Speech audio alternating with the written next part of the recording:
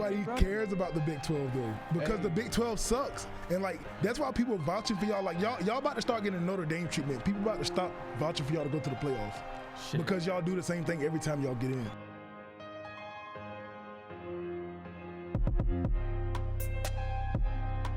I mean, I know OU sucks, but don't get mad about it. Now, don't throw picks because OU sucks now. No, you can keep doing it.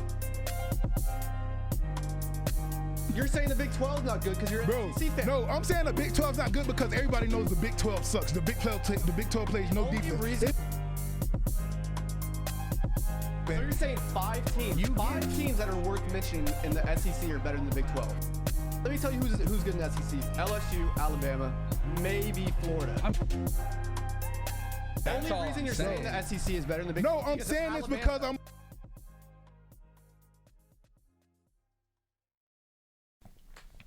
What up? You're tuned in to Sports Talk with Amari and Christian. How are you doing today, Christian?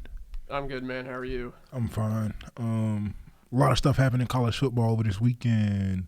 Very eventful weekend. Number 1 went down. Number 4 went down. Number 5 went down. How do you feel about it? Yeah, man, it's a crazy weekend. Obviously, Clemson losing to Indy. I don't think that really means much. That it meant a lot. It meant a lot in the conference. Obviously, that guaranteed a rematch in the ACC championship, and it almost guarantees that the ACC gets 2 teams in now. I mean, I don't think so. I think if Clemson comes back and revenges their loss, there's a lot better teams in Indy right now. I mean, they took it to OT with Clemson, and their starting quarterback was out. That's my takeaway of the game. They went to OT with the best backup in the nation, where he would start at any college in America outside of playing behind Trevor Lawrence or Justin Fields. I'll go far enough to say, like, even if he went to the University of Florida, he would start over Cal Trask. Yeah, I mean, I don't – he is good. I mean, threw for 439 yards, 2 touchdowns. 2 weeks in a row, that kid is, like, showed everybody why he's the best backup in the nation. Like, why people, like, didn't waver on Clemson when they found out Trevor Lawrence was out. That kid is a gamer. Yeah, he's definitely good, and it does help that you have, you know. It's like the situation when it's a situation when Jalen Hurts and Tua, like that whole year, Tua would come in, not even when they were blowing people out, but he would come in and like take drives from Jalen Hurts while the game was like while the game was close, and like people knew what Tua was, but then the national championship game, they benched him for Tua, and all the Alabama fans were happy because they knew what Tua had. Like when Trevor Lawrence went out, the Clemson fans knew what DJ had, so they weren't worried. And I say the only thing is, like, he definitely started slow. He started slow both games. He started like he has to get into a groove of things, and then he just picks it up and he lets it fly everywhere. But I don't think having him out. I think even with DJ starting, the committee is going to weigh that win real heavy. Yeah, and I understand what you're saying. My whole takeaway is that Notre Dame, if you're going to be a playoff team, you can't let a backup put 440 yards on you. Yeah, I hear you, but he's not the average backup. And that's what I'm telling you. Like when the committee looks at it, they're not going to look at it as a backup throwing for 400 yards. They're going to look at it as a 5-star recruit throwing for 400 yards on Notre Dame. Yeah, and to note that, you know, Clemson, their running game didn't even play a factor. No, because they couldn't run the ball. Notre Dame was stuffing it. Yeah, Travis Etienne carried the ball 18 times for 28 yards and 1 touchdown. Yeah, no, so, I mean, Notre Dame was stuffing it. Yeah, for DJ to come in and basically take over, it's a big game. I mean, and what I'm gonna say that basically too, like 18 carries, 28 yards, like that goes to show how open it had to be for DJ for Notre Dame to stop Travis Etienne like that. It had to be a lot of one-on-one situations for those good receivers that Clemson have to go win. So like that's another factor that plays into it. Like they did stop the best player on the field, but they opened it up for other guys to beat them, and they still won in the grand scheme of things. Like they pulled it out. So yeah, ND will be going to Boston College this weekend, 5-3. I think both of them will win out. I'm telling you, the thing that Notre Dame did was guarantee themselves a spot in the playoffs. Yeah, and I mean, the rest of their schedule is not, rollover games by Yeah. any means. I mean, Boston College is pretty good in the ACC. They'll beat 'em. They play people close. Notre Dame is they're going to roll now. Yeah, they got North Carolina. Syracuse they've is a lost rollover. Yeah, North Carolina's lost their flow yeah, and then that they had in the beginning. their last game in December against Wake Forest, which again is another team that can play people close. It's just those teams don't. I just necessarily don't think know how to Notre close Dame people will out. beat them though. Yeah. Like I don't think they will beat Notre Dame. Like I think they'll probably give them some good games. Don't get me wrong, but Notre Dame's knows how to win a close game. I think the team that is going to play them the hardest is Boston College because they play Clemson really well. But like I think with that Boston College game, I think Boston College rode it high and like gave it their best shot versus Clemson because they thought they had a chance without Trevor Lawrence being there. They didn't think that kid was going to throw for over 300 yards in his first start in college. Yeah, but and you could say that. I mean, like play calling was off on Yeah. Boston College. They lost themselves the game because of poor management. But if you watch that game, it got easier and easier for Clemson. Like in the beginning, all right, true freshman quarterback starting his first game, it was rough. But as the game went on, like Boston College knew they weren't winning. Like no matter what the score was, they knew they weren't winning that game. As it got into at the beginning of the third quarter, I can say they knew it was over for them. Yeah, I mean, you felt the momentum Yeah, shift. you You're felt like, this shift in the second quarter, and it's just like, all right, every time Clemson touches the ball, it gets easier for them to go score. Yeah, and all Boston College had to do was score one touchdown. Would have been over. If you score in the third or the fourth, game would have been over. Because they were doing just enough to stay in the game. It's just when you got down under 6 minutes in the fourth, then you started to see that, Boston College isn't up to par. They're obviously not better than Clemson. They're not even close to it. When you have a defense that's being coached by, Brent Venerables, he's going to dial something up and, I don't get know, in the man. backfield. So, I don't know. Boston It's College. pretty tough. I pretty good. like honestly, like I said, once the momentum shifted in the second quarter, BC had no chance. Yeah, it's one of those things where you're up against a team like Clemson and you don't want to make a mistake. You don't want to turn the ball over and give, Dabo Swinney and his offense, another chance at scoring. Yeah. And so they let their foot off the gas a little bit. Well, what that means to Clemson is, now we're going to, play a little tempo on offense and, catch up. And that was Boston College's issue. I think they match up against ND really well because they both can play slow. I think like you said, like when it comes to talent, the talent at Notre Dame is something like comparing it to the talent at Clemson. When you talk about like the 5 stars and the 4 stars and talking about the guys they have, they're bigger and faster and stronger than Boston College. Like I'm not even gonna say bigger, faster, stronger because all D1 college programs have some pretty big, fast, strong guys. But like they'll match that, and then they'll be better athletes. Mm. Like that is just it's hard for Boston College to recruit the same guys that those two programs recruit because they're perennial powers.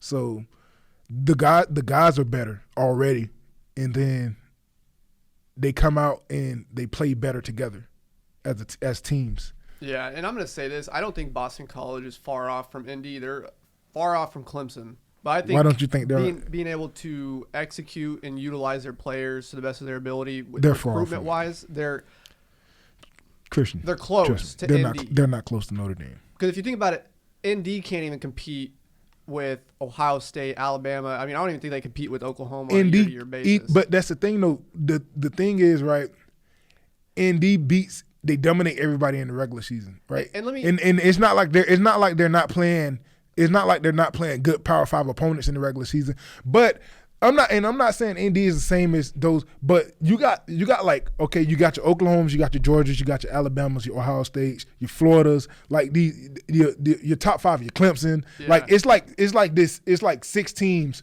where the talent level, and I'm not even gonna say Oklahoma is up there because Oklahoma doesn't pull the same guys on defense, but on offense they do. But you got these guys, right, and they go they're the best year in and year out, right? It's the same 4 or 5, but who's on the outside immediately looking in every time? Indy. And that's why I'll say Boston College is not close to Indy. Like I'm not saying Indy are those guys, but it's like those guys, then Indy is right on the outside looking in. And let me clarify. I think that Boston is close to them because they have some of the same issues, and it's throwing the ball. I think if Indy was able to bring in a quarterback and they were able to throw consistent, 250 plus a game, I can see Ian that. Book can't do that. And I think that's why they're not good enough to make the college football playoff now. This win doesn't mean that much against Clemson. He just played crazy, though. He had a good game. He's been playing good all season. I would one bad label him game. as, He had one bad game. but they're one-dimensional. If you watch them play week in and week out, you know what their first plan is. That's run the ball. Yeah, but And I understand, like, if it's working, don't stop it. So, but I can see what you're saying, right? It's a passing league. It's a passing world in football from the bottom to the top. Low league to the NFL, it's a passing world. So I can understand why you have a problem with Indy being run first. But I don't see run first as a problem if you can dominate. Like, if you know, because Indy has the best O-line in college football, top 2 O-line in college football year in, year out. It's always Indy and somebody else. It don't matter who somebody else is. Like, it don't even matter if they're number 2. They might not even be the best, but they're top 2 or 3 every year. So, like, why would I get away from what like we're known for? They're known for having big first-rounders on the O-line. Like, why would I not run the ball first behind them? I don't have a problem with running first. It's that second option that's not available. Because if Indy were to play Alabama or Ohio State right now and they stop the run, they're not going to be very successful in that game. And I'm going to compare it to this because Oklahoma, they established their offense like that. They run first, and obviously you're trying to open up the field for big plays and play action. Now, Indy is going to run a lot, try and open up things on play action, but Ian Book can't execute those on a consistent, play-to-play basis. I think he can. Against certain opponents, he can. But if you're going I think as a whole, like if the run gets stops over the game, like over a full game, right? If a team can stop if a team can stop Indy through the first 2 quarters, that's when it becomes problems for them, and that's when they get exposed in the playoffs. Obviously, like and a good example of why they're not successful with the way they run their offense is when Indy played Alabama in the national championship game. Alabama shut them out. Alabama's defense was obviously one of the best that college football has ever seen. But it's, again, Alabama shouldn't even have been in the national championship. And Indy shouldn't have either. Yeah, Alabama should have lost in the SEC championship. The receiver from Georgia, so stupid. I don't even want to talk about it.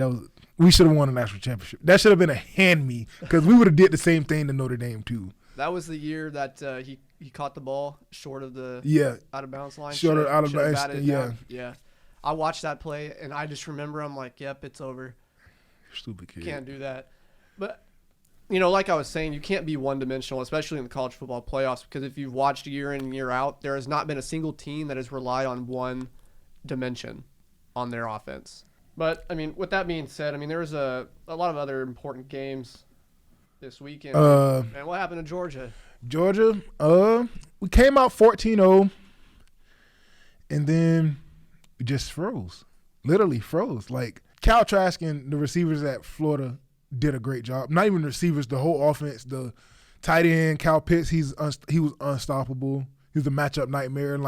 And I seen it all year. I knew what he was. But I'm like, ain't no way he just finna dominate us like that. And, it just looked so easy for him.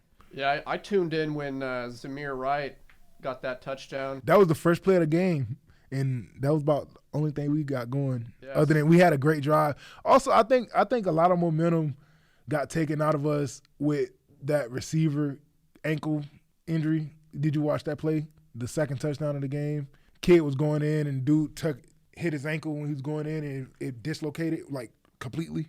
Oh, I did not see that. I thought you were talking about the targeting call on. No, the targeting call too. I also feel like that messed us up too. A big momentum changer. When he ducked his head into the DB. It was a bang bang play. It was a bang bang play, and when you look at it and I don't understand how you can review it and watch the receiver duck his head and then call targeting. And I thought targeting was supposed to be leading with the crown of the helmet or leading with your head down towards the head and neck area. This dude, the tight end ducked his head, right? And then a collision happen with a safety that's running full speed in. That's like you said, it's a bang bang play, right? But if I watch the receiver duck his head, it shouldn't be targeting. I thought that was a good football hit. Yeah. Football, I mean, obviously the officials want to clean up the game and protect people from head injuries. CTE is a big issue in football, but that's the risk that you take when you step out on the field.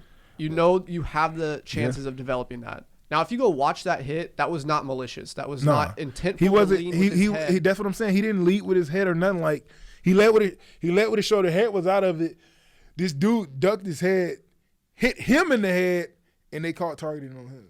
Yeah, and if you look at it, obviously the targeting rules have gaps in it. Yeah. It doesn't. They only protect the offense, but it doesn't protect the defense. Not at all. I mean, they do in certain situations, but not that way. But not a ball carrier. Like a ball carrier doesn't get called for targeting. Yeah, and when he caught the ball and you dip your head, I mean, what is a defender supposed to do? You're going full speed. You can't stop on a dime. Yeah, I mean, that's not realistic. It's a difficult call. I think that played a big factor. I think Georgia's defensive coordinator was. He relied too much on stars, like the caliber of the recruits we got, and didn't scheme enough for Florida. We played too much man coverage, and Trask was putting those passes. It wasn't hard. Yeah. They were wide open because they running pick routes and stuff, and I've never seen my linebackers in coverage so much. Mm-hmm. Like. That's not what we do. We do not put our linebackers in man-to-man and try to have them cover. That's literally what picked us apart. Between that and running crossing routes and they use Kyle Pitts as a good decoy a lot and getting no-name receivers open on crossing routes and getting them the ball.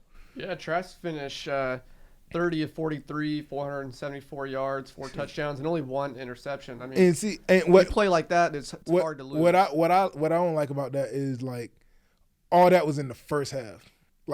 Literally most of that stat line was in the first half. Even the pick. The pick was a pick six that happened in the first half. Most of it was in the second quarter. My offense needed, and they were rolling. My offense needed to do – we had a chance to even down 38-21 at half, we had a chance to win because our defense gave up 3 or 6 points in the second half. Mm-hmm.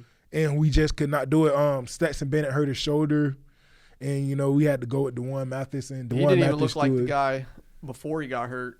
You can't start 5 of 16 and expect to beat a Florida team, especially with the quarterback on the other side that's throwing absolute dimes to receivers and running backs. It was rough. It was all around. I think we were unprepared. We looked like an unprepared team, if you ask me. Aside from Kyle Pitts doing some childish stuff, we just looked unprepared.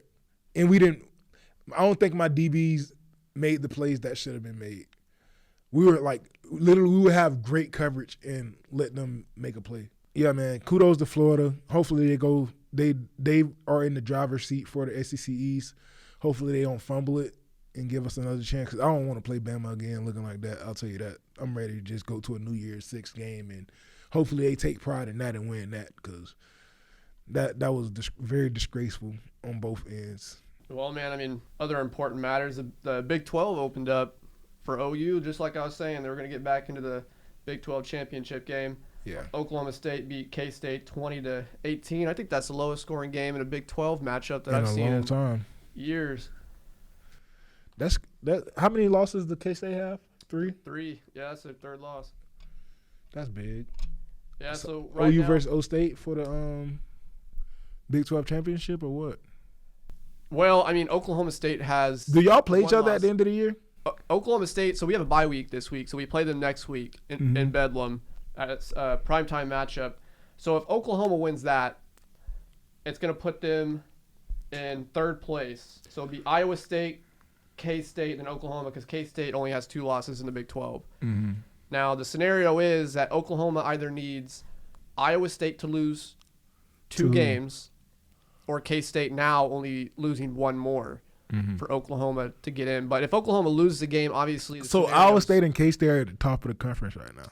That says a lot. Right now it's Iowa State and Oklahoma State. Okay. At 1. And K-State at 2, tied. I mean, K-State at a tie at 1.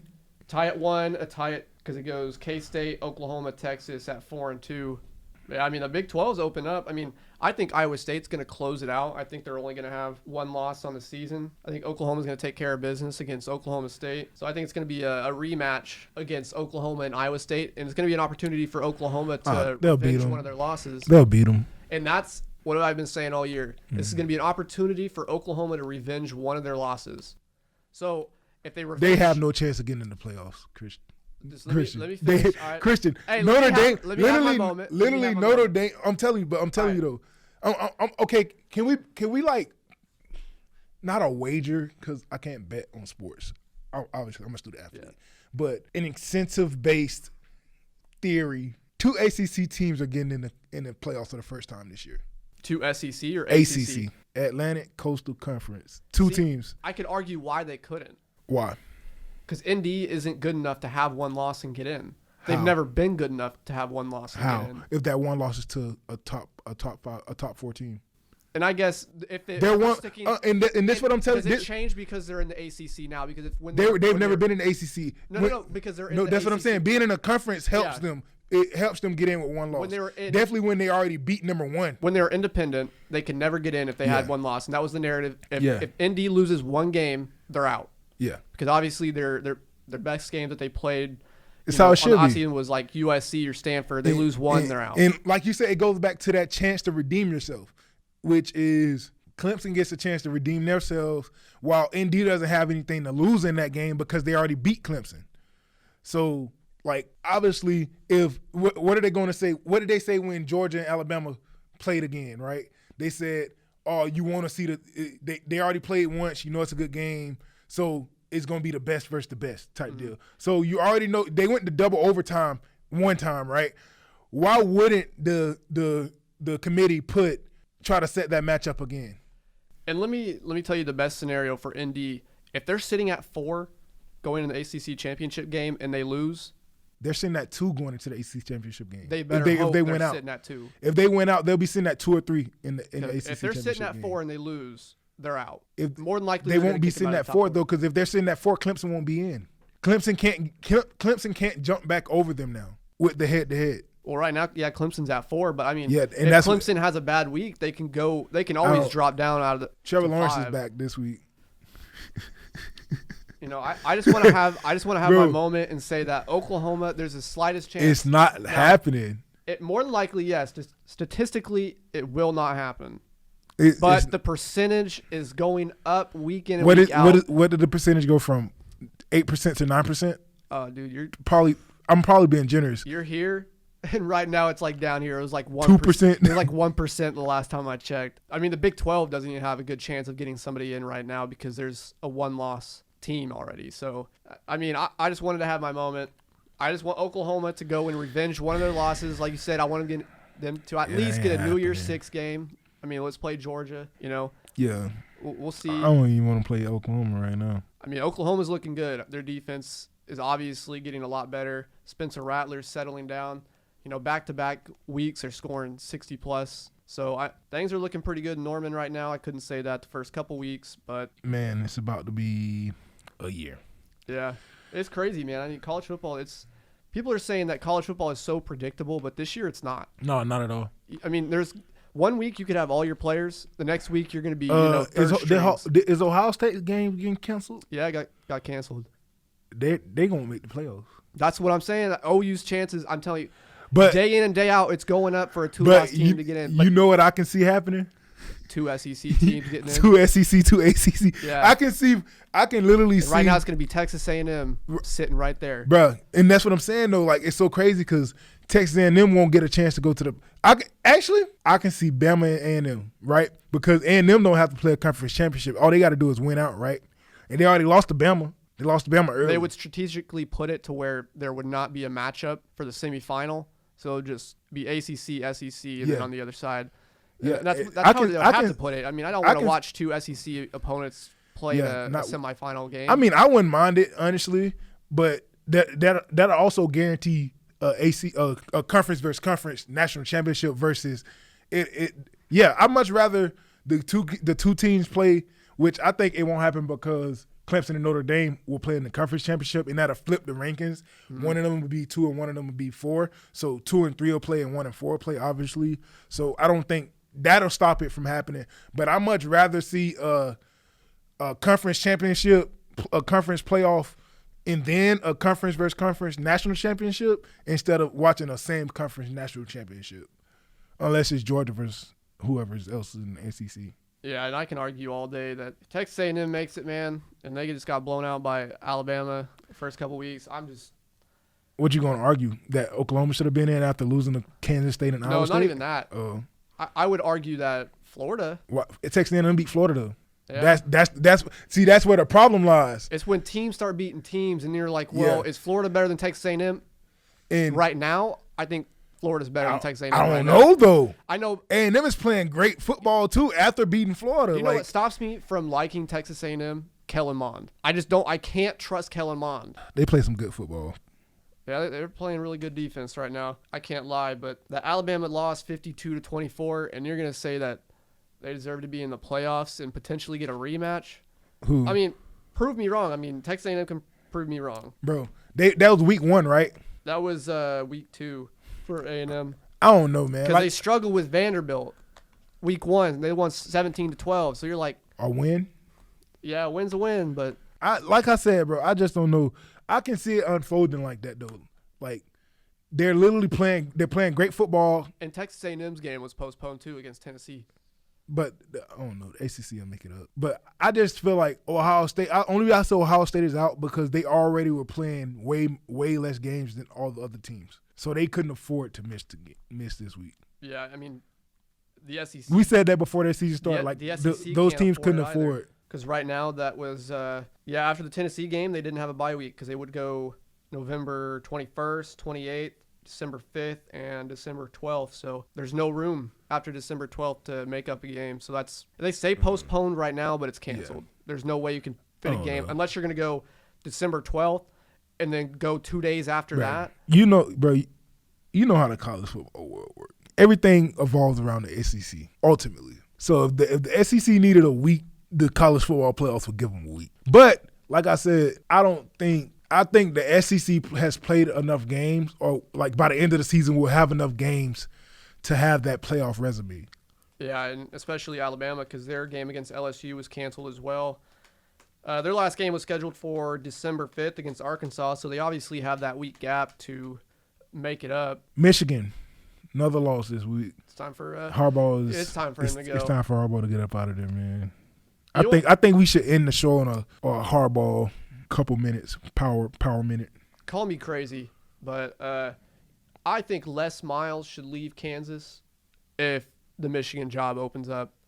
I don't think Les Miles is as good as coach as advertised. Better than Jim Harbaugh. I don't think he's too much better than I think Harbaugh. he's wasted talent and he's a wasted mind at the University of KU. No, he's wasted talent. But that's the thing, like Les Miles went through the same thing with 5 stars at LSU. Like when we put him in, like comparing him to Harbaugh, like he had way more talent at LSU than Harbaugh has at Michigan, and like just couldn't get over the hump. Mm-hmm. And it was a simple fix every year. Every year he had a good defense. How hard is it to get a better pay caller or get dudes that fit your system? Like you were going to get these receivers and you want to run the ball 50 times a game. No, go spend all your money on O-linemen and fullbacks and get some big blocking receivers if that's what you want to do. Yeah, I mean, Les Miles wasted a lot of talent at LSU. There were some narratives that he lost control of the locker room towards the end. Probably too. How do you keep control when you underachieve every year? Yeah, I just think that's the same issue with Michigan right now. But with Michigan, the difference between like why Harbaugh never lose control because he's a Wolverine. That's his alma mater. So I mean, people are saying that he's lost control of the team. He hasn't. That the structure isn't there. They were comparing Michigan's team meetings against Ohio State, and they're saying, well, it's not up to par. Jim Harbaugh's not that serious. I'm not going to go with that because people say a lot of stuff that they really don't have a clue about. Well, we've seen, definitely in the media. He has displayed his recruiting tactics of trying to relate to the younger. Yeah. I'm gonna tell you what I know for a fact is not working in Michigan, and that they just won't give it up. this man-to-man defense with no safety help that they run, right? It's done. They don't have the corners for it. They see it week in and week out, and they still come out every week and try that. And I feel like as a coach, letting that happen is why you need to be fired. Well, I think you they're have trying to to go back adjust. to how their defense performed in like 2015. In 2015, Michigan had one of the best defenses in the country. And I think they're trying to develop these corners, quickly to be able to compete with teams like Ohio State at the end of the season. Mm-hmm. But Jim Harbaugh, I'm going to have to say it, the offense sucks right now. No. I don't. I think the play calling could be a little different. I think they lost 4 offensive linemen to the draft, right? And I'm not going to and that they might not be doing as great as they should be, right? But I'm factoring that in to why they're off, why they can't run the ball, because that's what they can't do. They can't run the ball. And let's also, I'm going to give them a break. I'm actually giving every team a break with this. Yeah. COVID-19 didn't give you an off season. Yeah. Couldn't go through training camps. There's programs that can't afford to lose training camps, like Clemson and Alabama. But I'm gonna tell you why I'm telling you why I'm not giving them a break from that aspect, because people have been on campus since June. The Big Ten practiced for a month before they played their first game. Like they did, and they also were practicing before they said they were doing they were canceling the season when they came out with the all conference schedule. Mm-hmm. Remember they were the first conference to announce that they were playing a conference only schedule. They were practicing then they took like 2 weeks off, and then they started back practicing like regular practice, and then they got the announcement that they're playing. They practiced for a month before then. So like they've had time to play football and get better. So I'm not discounting that. But you lose four linemen to the draft, you're not going to be able to run the ball. You need the consistency during the offseason. You need that week to week, not that anticipation of COVID-19 about to cancel your season. They're young guys. They're 18, 19, guys coming into your system. That's why I say I'm going to give every coach a pass. I don't think any coach should be fired this season in college football. Harbaugh should. For the mistakes that he's making, he should. Should the Penn State coach be fired since the way they started their season? James Franklin, he's had enough good years, like where this year is a test year. Like, all right, he can have a bad year this year, but if next year is bad, he don't get better next year, then he gets he's either hot seat or he's out of there. But they're one of those teams that they can't get over the hump. Yeah, they beat Ohio State during the regular season. They can beat Michigan, but they get to the bowl game against like when they went to the Rose Bowl against USC. That was one of the best Rose Bowl games I've ever watched. I mean, I think it's the second best when but Oklahoma and Georgia went. But the hump is like Penn State and Ohio State compete. Yeah. They before this year, like they were competing year in and year out. Like the games were good. That's the hump. Like you want to be competing with the best of the best. You don't want to get beat by them every time you meet them. Harbaugh gets beat by every AP top 10 team he meets. Like that's the hump. He had a game in the bag against Michigan State, but that punt. He can't even execute. He can't even get his team to execute a punt correctly. I mean, they were on track to making the college football playoffs, and his team just absolutely fumbles. They have no discipline at all. Man, I don't know. Michigan needs to answer those questions internally and figure out something, because they can't be wasting these kids' time. That's all we got today. This is Sports Talk with Amari and Christian.